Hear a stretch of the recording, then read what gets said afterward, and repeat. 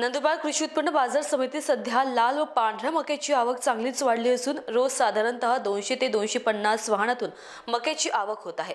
मक्याची market October महिन्यापासून सुरू झाले ते नोव्हेंबर अखेर चांगल्या प्रकारे आवक वाढली आहे। ऑक्टोबर व नोव्हेंबर या 2 महिन्यांच्या जवळपास 75,000 क्विंटल आवक झाली आहे।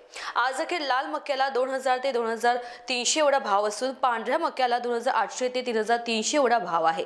250 वाहनांमधून जवळपास 1,000 ते 1,200 क्विंटल आवक रोज होत असून फेब्रुवारी ते मार्च पर्यंत बाजार समितीत मक्याची आवक अशी सुरू राहणार आहे।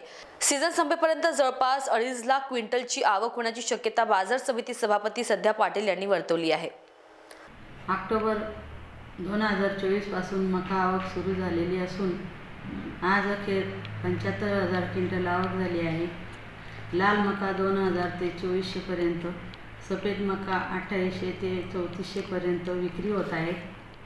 दररोज 250 ते 300 वाहनातून मका विक्री येत आहे। 2 ते 2.5 लाख क्विंटल मका विक्री आवक येण्याची शक्यता आहे। महान्यूज 7 करिता मिर्झा आफिक, नंदुरबार।